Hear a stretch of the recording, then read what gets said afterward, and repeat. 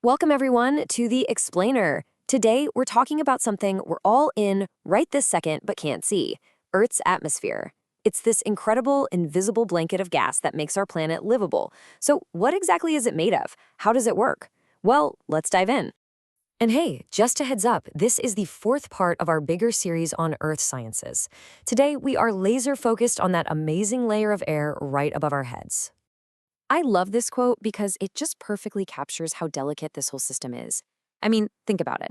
If our entire planet was just the size of an apple, everything that keeps us alive, the whole atmosphere, would be as thin as that apple's skin. It really puts things in perspective, doesn't it? So, what is this incredibly thin skin actually made of? I mean, what are we all breathing in with every single breath? Now, here's something that might surprise you. The air we breathe is not mostly oxygen. Not even close. It's actually about 78% nitrogen. Oxygen, the stuff we absolutely need to live, makes up about 21%. And that little, tiny 1% sliver, well, that's where all the other gases live, including powerful ones like carbon dioxide and water vapor that have a huge impact on our planet's temperature. And the atmosphere isn't just one big blob of air. It's actually layered, kind of like an onion.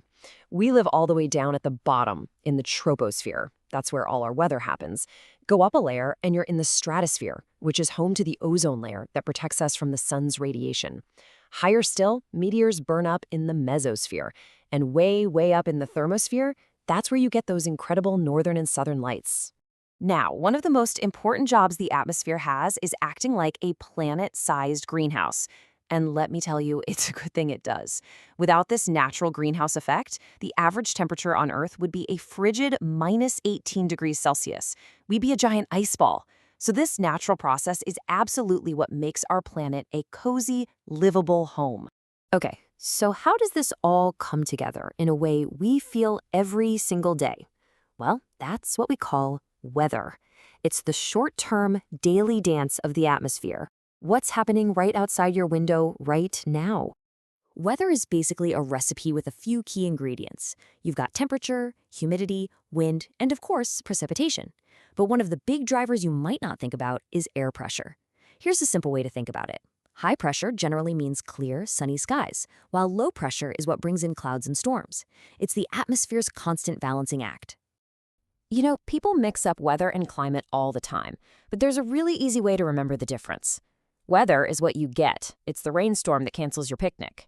Climate, on the other hand, is what you expect. It's knowing you probably shouldn't plan a picnic in Seattle in November. Climate is the long-term pattern, the average over decades. So let's zoom out from that daily dance of weather and talk a little more about climate, that big picture, long-term pattern that really defines a whole region. So why is one place a desert and another a rainforest? Well, it comes down to a few major influences.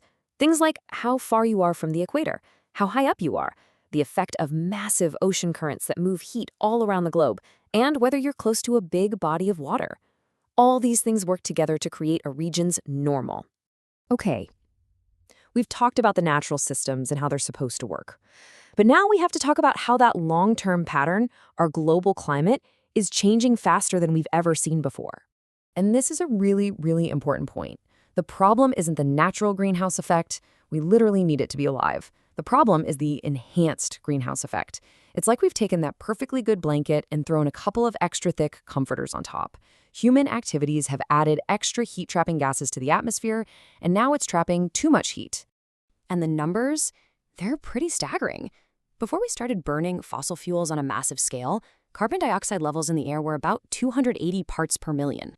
That means for every million molecules of air, 280 were CO2. Today, we've soared past 420 parts per million, a level our planet hasn't seen in millions of years. So what happens when you trap all that extra heat? Well, the planet's average surface temperature has already gone up by about 1.1 degrees Celsius. Now, that might not sound like a lot, but remember, that's the average for the entire planet. It takes a colossal amount of energy to heat up all the oceans, land, and air by that much.